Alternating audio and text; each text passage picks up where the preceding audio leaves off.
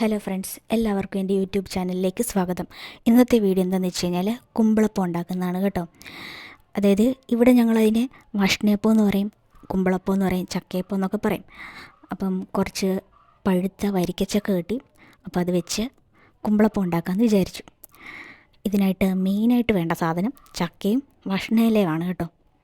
വഷ്ണയില എന്ന് പറഞ്ഞു കഴിഞ്ഞാൽ അതിന് ഓൾറെഡി ഒരു നല്ലൊരു മണമുള്ളതാണ്.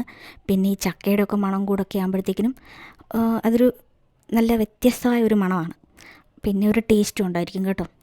അപ്പം ഇതിലാണ് കൂടുതലായിട്ടും വെച്ച് കഴിഞ്ഞാൽ നല്ലൊരു ടേസ്റ്റ് കിട്ടുന്നത്. പിന്നെ ചിലരൊക്കെ വാഴയിലക്കകത്തൊക്കെ ഉണ്ടാക്കും.